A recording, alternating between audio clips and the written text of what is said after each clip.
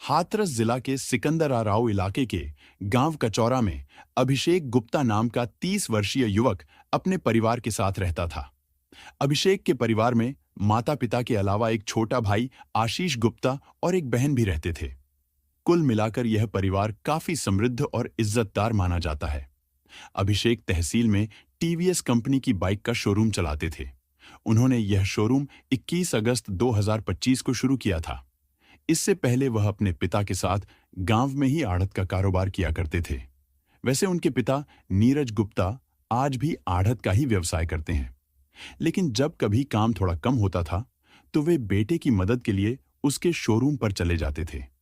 हालांकि शोरूम का असली संचालन अभिषेक अपने चचेरे भाई जीतू के साथ मिलकर ही करता था। सब कुछ ठीक चल रहा था। उसके बाद दिन आता है 26 सितंबर 2025 का। उस दिन शुक्रवार था और उस दिन रात को लगभग 9 बजे अभिषेक अपने पिता नीरज गुप्ता और चचेरे भाई शिवांग गुप्ता उर्फ जीतू के साथ टीवीएस शोरूम बंद करके पहले रोडवेज बस से खेरेश्वर चौराहा स्थित बस अड्डे तक पहुंचे, जहां से उन्हें सिकंदराराव स्थित अपने घर लौटने के लिए बस पकड़नी थी।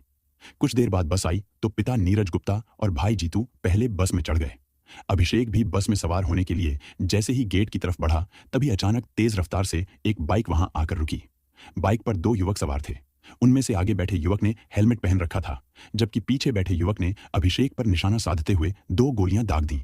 एक गोली सीधे अभिषेक के सिर में जा लगी। गोली लगते ही अभिषेक लड़खड़ाकर वहीं सड़क पर गिर पड़ा। यह सब कुछ इतनी जल्दी हुआ कि पिता नीरज गुप्ता और चचेरा भाई जीतू, जो उस वक्त बस में बैठे थे, वे न तो हमलावरों का चेहरा देख पाए और न ही उनकी बाइक का नंबर नोट कर सके। बाइक सवार जितनी तेजी से आए थे उतनी ही तेजी से गोली चलाकर मौके से भाग निकले। गोली चलने की आवाज सुनते ही आसपास अफरा तफरी मच गई। बस में बैठे पिता और भाई घबराकर तुरंत नीचे उतर आए। जब उन्होंने अभिषेक को खून से लथपथ जमीन पर पड़ा देखा तो दोनों बुरी तरह रोने और चिल्लाने लगे। करीब 5 मिनट तक वहां हड़कंप की स्थिति बनी रही। फिर कुछ संभलने पर नीरज गुप्ता ने 112 नंबर पर कॉल करके पुलिस को घटना की सूचना दी। क्योंकि खेरेश्वर चौराहा हमेशा व्यस्त और भीड़-भाड़ वाला इलाका रहता है, इसलिए वहां पुलिस की पीसीआर व पिकेट पहले से ही तैनात रहती थी। अगले ही 5 मिनट में पुलिस और पीसीआर दोनों टीमें वहां पहुंच गईं। क्योंकि अभिषेक खून से लथपथ था, उसकी हालत काफी गंभीर दिख रही थी, इसलिए पुलिस ने हालात की नजाकत को समझते हुए सबसे पहले उसे इलाज दिलाने को ही जरूरी समझा। पुलिस ने खून से सने अभिषेक को उसके पिता और भाई की मदद से अपनी गाड़ी में बैठवाया। फिर बिना देर किए जेएन मेडिकल कॉलेज की ओर रवाना हो गए। वहां पहुंचते ही डॉक्टरों ने इमरजेंसी वार्ड में उसका तुरंत परीक्षण शुरू कर दिया। लेकिन तब तक शायद बहुत देर हो चुकी थी, क्योंकि अभिषेक का शरीर बिल्कुल शांत पड़ा था और उसमें कोई हलचल नहीं थी। इस वजह से डॉक्टरों ने उसे मृत घोषित कर दिया। अब पुलिस ने अपनी औपचारिक कार्रवाई शुरू की। पीसीआर की सूचना पर रोरावर थाने के SHO Vijay Singh, SP city Mrigank Shekhar पाठक और सीओ मयंक पाठक जेएन मेडिकल कॉलेज पहुंच गए। थोड़ी देर बाद ही अलीगढ़ के एसएसपी नीरज सिंह जादौन भी क्राइम और फॉरेंसिक टीम के साथ अस्पताल पहुंच गए। एसएसपी नीरज सिंह जादौन ने तुरंत क्राइम ब्रांच में तैनात सर्विलांस प्रभारी इंस्पेक्टर विपिन कुमार को भी अपनी टीम सहित मौके पर बुला लिया। अब सबसे बड़ा सवाल यह था कि आखिर अभिषेक गुप्ता पर गोली चलाने वाले लोग कौन थे और उन्होंने ऐसा क्यों किया। बेटे की मौत की खबर सुनते ही नीरज गुप्ता ने अपने परिवार और रिश्तेदारों को सूचना दे दी थी, जिसके बाद कुछ ही देर में परिजनों की भीड़ अस्पताल में उमड़ पड़ी। नीरज गुप्ता बेटे की मौत से अंदर तक टूट चुके थे। उनका दुख शब्दों में बयान नहीं किया जा सकता था, लेकिन फिर भी उन्होंने हिम्मत जुटाकर पुलिस के सवालों के जवाब दिए। उनके द्वारा लगाए गए आरोप इतने गंभीर थे कि पुलिस अधिकारी भी कुछ पल के लिए हैरान रह गए। इसलिए एसएसपी नीरज सिंह जादौन ने तुरंत एक विशेष जांच टीम गठित कर दी। उन्होंने अभिषेक गुप्ता के शव का पोस्टमार्टम कराने, घटनास्थल का मुआयना करने और वहां मौजूद प्रत्यक्षदर्शियों से पूछताछ करने के निर्देश दिए। उसी रात अभिषेक का शव पोस्टमार्टम के लिए जिला अस्पताल भेजा गया। अभिषेक के छोटे भाई आशीष ने रोरावर थाने के एसएचओ विजय सिंह को जो लिखित शिकायत दी, उसमें 2 अज्ञात और 2 नामजद लोगों के खिलाफ हत्या का आरोप लगाया गया। नामजद आरोपियों में अलीगढ़ के गांधी पार्क इलाके के नौरंगाबाद निवासी पूजा शकुन पांडे और उसके पति अशोक पांडे के अलावा 2 अज्ञात व्यक्तियों के नाम शामिल थे, जिन पर अभिषेक की हत्या करने का संदेह जताया गया था। एसएचओ विजय सिंह ने उसी रात अपराध संख्या 321 में भारतीय न्याय संहिता की धारा 103, 1, 61, 2, 351, 3 के तहत मुकदमा दर्ज कर जांच की कमान अपने हाथ में ले ली। नामजद पूजा शकुन पांडे के पति अशोक पांडे को भी उसी रात पुलिस ने हिरासत में ले लिया, जब वह जेएन मेडिकल कॉलेज अस्पताल में अभिषेक गुप्ता की हत्या की खबर सुनकर हालचाल जानने पहुंचा था। परिवार वालों ने पहले ही उस पर शक जताया था। उधर जब अभिषेक गुप्ता की हत्या की खबर से गमगीन परिवार के सदस्य कचौरा गांव पहुंचे तो वहां मातम का माहौल बन गया। चारों ओर से रोने बिलखने की आवाजें आने लगीं। आसपास के गांवों और कस्बों से तमाम व्यापारी, रिश्तेदार और जान पहचान वाले लोग मौके पर इकट्ठा हो गए। अगले दिन दोपहर तक पुलिस ने अभिषेक के शव का पोस्टमार्टम करवाया और रिपोर्ट आने के बाद शव परिजनों को सौंप दिया। उसी दिन भारी भीड़ की मौजूदगी में अभिषेक का अंतिम संस्कार कर दिया गया। उस समय पूरे इलाके में शोक की लहर दौड़ गई। गुप्ता परिवार की सामाजिक हैसियत को देखते हुए आसपास के बाजारों ने भी अपने शटर बंद रखे, क्योंकि उस परिवार को इलाके में काफी सम्मान प्राप्त था। पुलिस ने जब अशोक कुमार पांडेय से सख्ती से पूछताछ की तो यह बात सामने आई कि अभिषेक की हत्या उसी ने अपनी पत्नी पूजा शकुन पांडेय के साथ मिलकर 2 लोगों को सुपारी देकर करवाई थी। हालांकि पुलिस की टीम ने उसी रात पूजा के अलीगढ़ स्थित गांधी पार्क वाले घर पर छापा मारा, लेकिन तब तक वह घर छोड़कर फरार हो चुकी थी। इससे पुलिस को यह यकीन हो गया कि पूजा शकुन पांडेय का इस हत्या में सीधा हाथ है। इसी आधार पर एसएसपी नीरज जादौन ने एक विशेष जांच दल का गठन किया, जिसमें रोरावर थाने के तेज तर्रार अफसरों के साथ साथ सर्विलांस यूनिट को भी शामिल किया गया। अशोक पांडेय के मोबाइल से पुलिस को 2 सुपारी किलर्स के फोन नंबर मिले, जिन्हें सर्विलांस पर डालकर टीम ने आरोपियों की तलाश शुरू कर दी। इनमें से एक का नाम मोहम्मद फजल पुत्र मोहम्मद नसीर था, जो रोरावर थाना क्षेत्र के गोड़ा रोड नीवरी गली नंबर 2 में रहता था। उसे पुलिस ने मोबाइल लोकेशन ट्रैक कर 1 अक्टूबर को मथुरा बाईपास पुल के नीचे से गिरफ्तार कर लिया। उसके पास से .315 बोर का तमंचा, 2 जिंदा कारतूस और करीब 7700 रुपए बरामद किए गए। यह वही रकम थी जो उन्हें अभिषेक गुप्ता की हत्या की सुपारी के एडवांस में दी गई थी। पूछताछ में मोहम्मद फजल ने पुलिस को वारदात से जुड़ी कई अहम जानकारियां दी। साथ ही यह भी बताया कि उसके साथ इस काम में उसका साथी आसिफ भी शामिल था। पुलिस टीम ने तुरंत आसिफ की तलाश शुरू कर दी और उसका मोबाइल सर्विलांस पर डाल दिया। इसी बीच अलीगढ़ डीआईजी ने दोनों फरार आरोपियों आसिफ और पूजा शकुन पांडेय की गिरफ्तारी पर 50-50 हजार रुपए का इनाम घोषित किया। साथ ही एसएसपी अलीगढ़ की ओर से 25-25 हजार रुपए का अतिरिक्त इनाम भी घोषित किया गया, जिससे पुलिस की कई टीमें इन दोनों की तलाश में लगातार जुट गईं। संयोग से पुलिस को आसिफ के मोबाइल की लोकेशन मिल गई और उसी के आधार पर उसे 3 अक्टूबर 2025 को गिरफ्तार कर लिया गया। उसके पास से भी पुलिस को हत्या में इस्तेमाल किया गया हथियार और कुछ नकदी बरामद हुई। पुलिस टीम ने जब उससे पूछताछ की तो उसके बयानों की पुष्टि करने के लिए अशोक पांडेय को रिमांड पर लिया गया। दोनों को आमने सामने बैठाकर पुलिस ने हत्या की पूरी कड़ियों को जोड़ा और जब सब कुछ साफ हो गया तो दोनों को न्यायिक अभिरक्षा में जेल भेज दिया गया। अब पुलिस को पूजा शकुन पांडेय यानी महामंडलेश्वर अन्नपूर्णा भारतीपुरी की तलाश थी, जो लगातार जगह जगह अपना ठिकाना बदल रही थी। यूपी के कई जिलों जैसे गाजियाबाद, प्रयागराज, हरिद्वार, दिल्ली और हरियाणा में खोजबीन के बाद पुलिस ने आखिरकार राजस्थान के भरतपुर में उसकी लोकेशन ट्रेस कर ली। इस बार अलीगढ़ पुलिस ने इतनी मजबूत घेराबंदी की कि 10 अक्टूबर को पूजा शकुन पांडेय पुलिस के जाल में फंस ही गई। गिरफ्तारी के बाद शुरू में वह अभिषेक गुप्ता की हत्या में किसी भी तरह की संलिप्तता से इनकार करती रही, लेकिन जब महिला पुलिस ने सख्ती दिखाई तो वह ज्यादा देर तक सच छिपा नहीं सकी। आखिरकार उसने स्वीकार कर लिया कि अभिषेक गुप्ता की हत्या उसी ने अपने पति और 2 सुपारी किलर्स मोहम्मद फजल और आसिफ से कराई थी। उन दोनों को उसने कुल 3 लाख रुपए की सुपारी दी थी, जिसमें से 1 लाख रुपए उसने पहले ही एडवांस के रूप में दे दिए थे। दरअसल पूजा पहले से शादीशुदा थी, लेकिन महामंडलेश्वर का पद हासिल करने के लिए उसने अपने पति अशोक पांडे से सिर्फ कागजों पर तलाक ले रखा था। उसी दौरान उसका दिल एक कम उम्र, आकर्षक और अमीर नौजवान अभिषेक गुप्ता पर आ गया था। वह उसके प्यार में इस कदर डूबी थी कि उसे अपने से जरा भी दूर नहीं देख सकती थी। दोनों के बीच करीब 6 साल से प्रेम संबंध चल रहे थे। पूजा अभिषेक से शादी करना चाहती थी और उसे हर हाल में अपने पास रखना चाहती थी।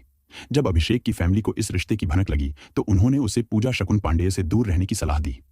परिवार की बात मानकर अभिषेक ने उससे दूरी बनानी शुरू कर दी, लेकिन पूजा ने उसे पाने के लिए हर तरह का तरीका अपनाना शुरू कर दिया। उसने साम ताम दंड भेद सभी उपायों का इस्तेमाल किया, यहां तक कि अभिषेक पर 2 बार जानलेवा हमला भी करवाया। वह उसके बाइक शोरूम में पार्टनरशिप की मांग करने लगी ताकि किसी न किसी बहाने से अभिषेक से जुड़ी रह सके। उसका मकसद बस यही था कि अभिषेक परेशान होकर दोबारा उसी के पास लौट आए। पूजा ने अभिषेक को कई बार व्हाट्सएप पर कॉल भी की। पुलिस जांच में दोनों के बीच संबंधों की पुष्टि हुई। आखिरी बार पूजा की ओर से 27 अगस्त 2025 को अभिषेक को कॉल की गई थी। इसके बाद कई बार व्हाट्सएप कॉल किए गए, पर अभिषेक हर बार फोन काट देता था। इस वजह से पूजा काफी परेशान हो गई थी। वह बार बार तरह तरह के बहाने बनाकर अभिषेक को ब्लैकमेल करती रही। उसकी कोशिश थी कि अभिषेक किसी भी हाल में उसी के साथ बना रहे। खैर में बाइक की किस्त को लेकर हुए झगड़े में भी उसने अपनी पहचान और पहुंच का इस्तेमाल करते हुए अभिषेक के खिलाफ मुकदमा दर्ज करवाने की कोशिश की थी। Vivo presents Joy of Connection. Every year, lakhs of kids leave their homes for higher education. पूजा को जब अभिषेक पर जानलेवा हमले की पूरी घटना की खबर मिली तो वह खुद मौके पर नहीं गई, ना ही परिजनों के पास गई, बल्कि अपने पति अशोक को वहां हालात समझने और स्थिति का अंदाजा लगाने के लिए भेज दिया। लेकिन वहां अभिषेक के परिवार वालों का गुस्सा देखकर पुलिस ने अशोक को हिरासत में ले लिया। इस बात की जानकारी मिलते ही पूजा घबरा गई और तुरंत फरार हो गई। उसने अपना मोबाइल भी बंद कर लिया। इसी कारण पुलिस का शक उस पर और बढ़ गया। पुलिस ने जांच के दौरान करीब 150 से ज्यादा सीसीटीवी फुटेज खंगाले, जिनमें बाइक पर सवार हमलावर दिखे थे। एक ने हेलमेट पहन रखा था, जबकि दूसरे का चेहरा खुला था। बाद में दोनों की पहचान और तलाश के लिए 4 टीमें गठित की गईं। जांच में पता चला कि शूटरों ने खैर से ही अभिषेक का पीछा करना शुरू कर दिया था। खैरेश्वर चौराहे पर मौका मिलते ही उन्होंने अभिषेक पर गोली चला दी। महामंडलेश्वर अन्नपूर्णा भारती यानी पूजा शकुन पांडेय को उम्मीद थी कि इलाहाबाद हाई कोर्ट से उसकी अग्रिम जमानत अर्जी मंजूर हो जाएगी। इसी उम्मीद में वह लगातार भागती रही और 15 दिनों में करीब 2300 किलोमीटर तक घूमती रही। उसने अलीगढ़ में लगाई गई अग्रिम जमानत अर्जी वापस लेकर अगले ही दिन हाई कोर्ट में नई अर्जी दाखिल की। खुद वह अपने वकीलों के साथ इलाहाबाद हाई कोर्ट तक गई थी। घटना वाली रात को ही वह अलीगढ़ से भाड़े की कार लेकर बुर्का पहनकर गाजियाबाद के डासना आश्रम में यति नरसिंहानंद के पास पहुंची। जब पुलिस वहां पहुंची तो जानकारी मिली कि 27 सितंबर 2025 की सुबह ही उसे वहां से हरिद्वार भेज दिया गया था। पुलिस जब हरिद्वार पहुंची तो वहां बताया गया कि 28 सितंबर 2025 की शाम को उसे वहां से भी निकाल दिया गया था। इसके बाद पुलिस के पास कोई ठोस सुराग नहीं था, मगर 7 अक्टूबर को पुलिस को सूचना मिली कि पूजा शकुन के वकील ने सत्र न्यायालय में दायर अग्रिम जमानत अर्जी को बेल न मिलने के बाद वापस ले लिया है। इस बात पर पुलिस का ध्यान गया तो उसने पूजा के करीबी लोगों के फोन नंबरों की जांच शुरू की। तब पता चला कि हरिद्वार से रवाना होकर पूजा 29 सितंबर 2025 को मुरादाबाद पहुंची थी। मुरादाबाद में वह लगभग 6 दिन तक ठहरी रही। फिर 7 अक्टूबर की शाम को प्रयागराज गई। वहां उसने अलीगढ़ से वापस ली गई जमानत अर्जी को इलाहाबाद हाईकोर्ट में दोबारा दाखिल किया। इसके बाद वह फिर मुरादाबाद लौटी और वहां से 9 अक्टूबर को जयपुर के लिए रवाना हो गई। लेकिन जयपुर पहुंचकर उसने ठहरने के बजाय वापस लौटने का फैसला किया। तभी पुलिस टीम ने 10 अक्टूबर 2025 की दोपहर उसे भरतपुर से पकड़ने में सफलता हासिल कर। पूजा ने इस दौरान कभी भी अपना मोबाइल नंबर चालू नहीं रखा, न ही वह उसे अपने साथ लेकर गई। मगर पुलिस ने जब अलीगढ़ और मुरादाबाद के उसके करीबियों के नंबरों की जांच की तो जांच में यह बात सामने आई कि पूजा ने हर बार किसी न किसी दूसरे व्यक्ति का मोबाइल इस्तेमाल किया। कभी किसी कार चालक का, तो कभी किसी ऑटो चालक का, कभी होटल के कर्मचारी का, तो कभी किसी राह चलते व्यक्ति का मोबाइल प्रयोग किया। जब भी वह किसी से मोबाइल मांगती और अपनी परेशानी बताती तो सामने वाला व्यक्ति बिना झिझक फोन दे देता था। बस इसी तरीके से पुलिस ने उसकी लोकेशन और गतिविधियों का सुराग पाया, जिससे आखिरकार जांच में सफलता मिल गई। पुलिस जांच में यह भी खुलासा हुआ कि पूजा शकुन को उसके वकीलों ने यह सलाह दी थी कि जब तक हाई कोर्ट में लगाई गई अग्रिम जमानत याचिका पर फैसला नहीं आता तब तक गिरफ्तारी से बचना जरूरी है और साथ ही अलीगढ़ से इतनी दूरी पर रहना चाहिए कि जरूरत पड़ने पर समय पर अलीगढ़ पहुंचा जा सके। इसी वजह से पूजा भरतपुर से लौटकर आगरा आ रही थी। पुलिस पूछताछ में पूजा ने जो इस अपराध की कहानी बताई वो बेहद ही दर्दनाक और दिल दहला देने वाली थी। तो चलिए इस कहानी को और विस्तार से जानते हैं। पूजा शकुन पांडे मूल रूप से उत्तर प्रदेश के हाथरस जिले के सिकंदराराव कस्बे की रहने वाली है। उसके पिता आर आजाद सेना में कैप्टन थे और उन्होंने वीआरएस लिया था। पूजा बचपन से ही उत्तर प्रदेश में पली बड़ी थी। जब वह छोटी थी तब उसके पिता ने सेना छोड़ने के बाद कायमगंज में अध्यापन का कार्य शुरू किया। पूजा की स्कूल की पढ़ाई वहीं से हुई। बाद में उसके पिता हरियाणा के हिसार और फिर सहारनपुर चले गए। वहां वे जैन डिग्री कॉलेज में प्राचार्य बने और वहीं से सेवानिवृत्त हुए। इसी दौरान पूजा ने इंटरमीडिएट और स्नातक की पढ़ाई हिसार और सहारनपुर से पूरी की। वह पढ़ाई में हमेशा तेज रही और कभी 80% से कम अंक नहीं लाती थी। बाद में मेरठ विश्वविद्यालय से गणित में एमफिल करने के बाद वह गाजियाबाद के एक कॉलेज में प्रोफेसर बन गई। इधर उसके एक भाई अलीगढ़ में कार्यरत हैं। पिता की सेवानिवृत्ति के बाद वह कुछ समय रामपुर के जौहर विश्वविद्यालय में रहे और फिर अलीगढ़ में बस गए। गाजियाबाद में पढ़ाते समय ही पूजा शकुन पांडेय और अशोक पांडेय की मुलाकात कमलेश तिवारी से हुई। बाद में अखिल भारत हिंदू महासभा में दोनों को राष्ट्रीय सचिव बना दिया गया। मैनपुरी जिले के किशनी कस्बे के रहने वाले अशोक पांडेय से पूजा के प्रेम संबंध बने और दोनों ने बाद में प्रेम विवाह कर लिया। हालांकि परिवार ने इस विवाह का पहले विरोध किया मगर बाद में मान गया। इसके बाद 2015-16 में पूजा ने गाजियाबाद की नौकरी छोड़ दी और अपने पति अशोक पांडेय के साथ अलीगढ़ आकर बस गई। यहां उसने कुछ समय के लिए एक प्राइवेट कॉलेज में टीचर का काम किया। पूजा पहले गणित की अध्यापिका थी। बाद में उसने संसार त्याग कर संन्यास लेने का निर्णय किया। वह हिंदू धर्म, समाज और राजनीति से जुड़ी रही, साथ ही हिंदू महासभा के कई अहम पदों पर भी रही। पूजा शकुन धार्मिक मुद्दों और सामाजिक बहसों के कारण हमेशा सुर्खियों में बनी रहती थी। पूजा शकुन पांडेय के पति अशोक पांडेय हिंदू महासभा के राष्ट्रीय प्रवक्ता हैं और संगठन के प्रचार व प्रसार का कार्य भी संभालते रहे हैं। इसके अलावा क्षेत्र में उनकी पहचान राजनीति और संगठनों में सक्रिय कार्यकर्ता के रूप में जानी जाती है। साल 2016 में पूजा हिंदू महासभा से औपचारिक रूप से जुड़ी। वर्ष 2021 में निरंजनी अखाड़े ने उन्हें महामंडलेश्वर की उपाधि भी प्रदान की। संन्यास लेने से पहले पूजा शकुन पांडे 2 बच्चों की मां बन चुकी थी। बड़ा बेटा इस समय 10वीं में और छोटा बेटा 8वीं कक्षा में पढ़ रहा है। संन्यास लेने के बाद उसने पति को कागजों पर तलाक दे दिया। हालांकि वह उसके साथ ही रहता था। बच्चों की देखभाल और परवरिश की जिम्मेदारी पति अशोक पांडे ने निभाई। घर में ही बगलामुखी माता का मंदिर भी बनवाया गया, जिसके बाद पूजा के अनुयायी और उसका पति दोनों ही उसे माता कहकर बुलाने लगे। अब यह जानना जरूरी है कि पूजा और अभिषेक की मुलाकात कैसे हुई और वह उसके जाल में किस तरह फंस गया। दरअसल पूजा की पैतृक जमीन उसके पिता के गांव कचौरा में थी। उस जमीन में पूजा को भी हिस्सा मिला। साल 2012-13 के आसपास उसने उसी जमीन पर एक मकान बनवाया, जिसे श्री राम भवन नाम दिया गया। अभिषेक की मां उसी गांव की रहने वाली थी और उस मकान की देखरेख वहीं करती थी। जब भी पूजा गांव आती तो अभिषेक के परिवार से मुलाकात करती। धीरे धीरे वह अभिषेक के करीब आ गई। दरअसल पूजा का शरीर बेहद आकर्षक और चेहरा हमेशा चमकता रहता था। अभिषेक भी स्मार्ट, हैंडसम और प्रभावशाली व्यक्तित्व वाला नौजवान था। न जाने कब और कैसे दोनों एक दूसरे के आकर्षण में खींच गए और फिर कब उनके बीच नजदीकियां इतनी बढ़ गईं कि जल्द ही उनके बीच शारीरिक रिश्ता भी बन गया। एक बार जब यह रिश्ता बन गया तो पूजा पूरी तरह अभिषेक पर निर्भर और आसक्त हो गई। पढ़ाई के दौरान अभिषेक ने प्राइवेट नौकरी करना शुरू कर दिया। इसी बीच वह पूजा के साथ गांधी पार्क स्थित बी दास कंपाउंड में बने उसके मकान में रहने लगा। संन्यास लेने के बाद पूजा शकुन, जो अब अन्नपूर्णा भारती कहलाने लगी थी, ने अलीगढ़ के गांधी पार्क क्षेत्र के बी दास कंपाउंड में अपने पिता के नाम से मकान बनवाया। अभिषेक लगभग 9 साल तक अलीगढ़ में पूजा के साथ रहा और दोनों मौज मस्ती करते रहे। पूजा और अशोक दोनों के कामकाज की जिम्मेदारी अभिषेक ही संभालता था। अभिषेक गुप्ता परिवार का बड़ा बेटा था। माँ बाप पहले उसकी शादी कराना चाहते थे, मगर पूजा ने हर बार ऐसा होने नहीं दिया। जब भी परिवार वाले अभिषेक पर शादी का दबाव डालते तो वह पूजा के दबाव में आकर मना कर देता। इसी वजह से अभिषेक के छोटे भाई की शादी पहले करनी पड़ी। 10 दिसंबर 2024 को छोटे भाई आशीष की शादी हुई थी। इस समारोह में पूजा और अशोक पांडे दोनों शामिल हुए थे। शादी में पूजा ने अभिषेक की मैचिंग वाली पिंक ड्रेस पहनी थी और उसके साथ मंच पर जमकर डांस किया था। इस शादी के बाद पहली बार परिवार को यह एहसास हुआ कि पूजा और अभिषेक के बीच कुछ गलत चल रहा है। जब पेरेंट्स को यह बात समझ आई तो उन्होंने अभिषेक को समझाने की कोशिश की और समाज की इज्जत और बदनामी का डर समझाया। तब कहीं जाकर अभिषेक को अपनी गलती का एहसास हुआ। उधर अशोक पांडे को भी यह मालूम हो गया कि उसकी पत्नी पूजा का अभिषेक के साथ अवैध संबंध है। इस बात को लेकर दोनों के बीच कई बार झगड़ा भी हुआ। हालांकि अशोक जानता था कि पूजा उसके साथ रहती जरूर है, लेकिन कानूनी रूप से दोनों का तलाक हो चुका है। वैसे भी पूजा का स्वभाव हठी और गुस्सैल था। उसके आगे अशोक खुद को असहाय महसूस करता था। लेकिन करीब 6 महीने पहले पूजा और अभिषेक के बीच आपसी मनमुटाव शुरू हो गया, जिसके बाद उनका रिश्ता बिगड़ने लगा। अभिषेक ने धीरे धीरे पूजा और अशोक से दूरी बनानी शुरू कर दी, लेकिन पूजा उसे बार बार अपने पास बुलाने और शादी करने के लिए दबाव डाल। वह चाहती थी कि अभिषेक हमेशा उसी के साथ अलीगढ़ में रहे। वह उसे अपने घर से जाने नहीं देती थी। धीरे धीरे अभिषेक पूजा से बहुत परेशान हो गया था, इसलिए उसने अलीगढ़ में पूजा के घर जाना पूरी तरह बंद कर दिया और उसका नंबर भी अपने फोन से ब्लॉक कर दिया।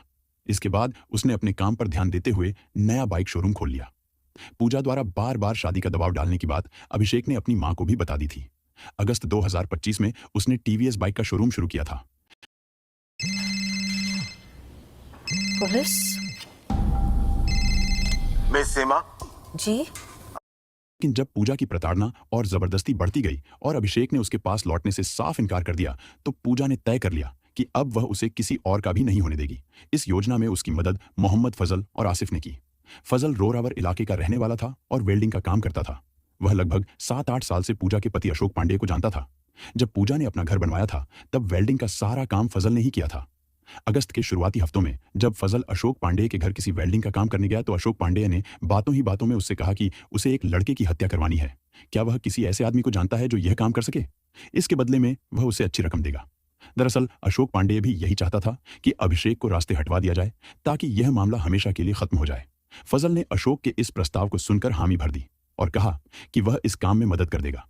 उसने आगे चलकर अपने एक करीबी दोस्त आसिफ को यह बात बताई तो आसिफ भी इस काम के लिए तैयार हो गया। इसके बाद कुछ दिन बाद फजल और आसिफ दोनों की मुलाकात अशोक पांडे और पूजा शकुन पांडे से उनके घर पर हुई, जहां पर चारों के बीच बैठकर पूरी योजना तय की गई। पूजा और अशोक ने अभिषेक की फोटो दिखाई और सारी जानकारी देकर हत्या करने का सौदा 3 लाख रुपए में पक्का कर दिया। यह सब सितंबर 2025 के शुरुआती दिनों की बात थी। अशोक पांडे ने दोनों को अभिषेक का शोरूम और घर तक ले जाकर सब कुछ दिखा दिया ताकि वे सही मौके पर हमला कर सकें। लेकिन हर बार जब फजल और आसिफ अभिषेक को मारने का मौका तलाशते तब कोई न कोई अड़चन आ जाती थी। आखिरकार 26 सितंबर को उन्हें सही वक्त मिल गया। दोनों ने बस अड्डे पर काफी देर तक इंतजार करने के बाद अभिषेक पर गोली चलाकर उसकी हत्या कर दी। यह वाकई हैरान करने वाली बात थी कि वही पूजा पांडे जो कभी महामंडलेश्वर बनकर अपना जीवन सनातन धर्म को समर्पित करने का प्रण ले चुकी थी, वही एक युवक के प्रेम में अंधी होकर उसे पाने की चाह में इतना नीचे गिर गई कि खुद ही विनाश की राह पर चल पड़ी। कभी सरकारी नौकरी करने वाली पूजा ने जब अपनी नौकरी छोड़ने का फैसला किया तो उसने अपने पिता के नाम पर बने एनजीओ एहसास यानी आजाद हिंद सामाजिक कल्याण सोसाइटी की स्थापना की। इस एनजीओ को उसने अपने पिता के नाम से रजिस्टर कराया और खुद इसकी मुखिया बनी, जबकि उसका पति अशोक पांडेय इस संस्था का प्रमोटर बना। इसके 1 साल के अंदर ही पूजा हिंदू महासभा से जुड़ गई और उसने धीरे धीरे राजनीति और धर्म के क्षेत्र में कदम रखना शुरू कर दिया। साल 2017 में पूजा ने अपनी छवि एक कट्टर हिंदूवादी महिला साध्वी के रूप में बदलनी शुरू की। अगले ही साल 2018 में वह गुजरात के द्वारकाधीश मंदिर में साध्वी अन्नपूर्णा बन गई। इसके बाद उसे निरंजनी अखाड़े की महामंडलेश्वर की उपाधि मिल गई। इस पद के बाद से जहां भी वह जाती, उसका भगवा वस्त्र, लंबी रुद्राक्ष की माला और माथे पर चमकता बड़ा लाल तिलक उसे हर जगह सम्मान दिलाता। 15 अगस्त 2018 को उसने मेरठ में खाप पंचायतों की तर्ज पर एक अस्थायी हिंदू अदालत की स्थापना की, जिसे उसने सनातन हिंदू न्यायपीठ का नाम दिया। वह उस अखाड़े की पहली मुख्य न्यायाधीश बनी। उसने कई दीवानी झगड़ों को आपसी समझौते से सुलझाया और लोगों ने उसके फैसलों को खुशी से स्वीकार भी किया। कहते हैं कि बदनाम होंगे तो क्या नाम ना होगा, ठीक वैसा ही हुआ। पूजा शकुन पांडेय यानी महामंडलेश्वर अन्नपूर्णा भारती के साथ जब 2019 में महात्मा गांधी की पुण्यतिथि पर उसका एक वीडियो सोशल मीडिया पर खूब वायरल हुआ, जिसमें वह गांधी जी के पुतले को एयरगन से गोली मारती दिखी। इस वीडियो ने उसे पूरे देश में चर्चा का विषय बना दिया। अखिल भारतीय हिंदू महासभा की इस नेता ने अपने सहयोगियों के साथ मिलकर गांधी जी के पुतले पर 3 गोलियां दागी, उस पर पेट्रोल डालकर आग लगा दी और फिर मिठाई भी बांटी। इतना ही नहीं, इस दौरान सभी ने मिलकर घोड़ से जिंदाबाद के नारे भी लगाए, जिसके बाद पूजा शकुन को अचानक बहुत प्रसिद्धि मिली और हिंदू संगठनों के बीच लोग उसे लेडी गोड से कहने लगे। इस घटना के बाद पूजा शकुन ने मीडिया से कहा कि उनके संगठन ने यह हत्या का रिक्रिएशन कर एक नई परंपरा की शुरुआत की है और अब हर साल दशहरा पर जैसे रावण दहन किया जाता है, वैसे ही यह आयोजन किया जाएगा। नाथूराम गोडसे के सम्मान में हिंदू महासभा गांधी जी की पुण्यतिथि को शौर्य दिवस के रूप में मनाती है। हालांकि जब वीडियो और तस्वीरें सोशल मीडिया पर सामने आईं तो पुलिस ने उसके खिलाफ एफआईआर दर्ज कर ली। इस एफआईआर में हिंदू महासभा की राष्ट्रीय महासचिव पूजा शकुन पांडेय, उसके पति अशोक पांडेय और 13 अन्य लोगों के नाम शामिल थे। बाद में पुलिस ने सभी आरोपियों को हिरासत में लिया। बाद में निरंजनी अखाड़े ने उसे अपने संगठन से निकाल दिया। प्रयागराज स्थित श्री पंचायती अखाड़ा निरंजनी ने 4 अक्टूबर 2025 को अन्नपूर्णा भारती यानी पूजा शकुन पांडेय को अखाड़े से निष्कासित करने का आदेश जारी किया और इस तरह उसका धार्मिक दायित्व भी समाप्त हो गया। बाद में गिरफ्तारी के बाद सभी को अदालत में पेश किया गया, जहां से उन्हें जेल भेज दिया गया। दोस्तों, इस पूरी घटना को सुनाने का मकसद किसी को दुखी करना या परेशान करना नहीं है। इसका असल उद्देश्य आपको सचेत करना और जागरूक बनाना है, ताकि आप ऐसी घटनाओं से कुछ सीख सकें और जीवन में सावधानी बरतें। इस मामले पर आपके क्या विचार हैं? हमें नीचे कमेंट में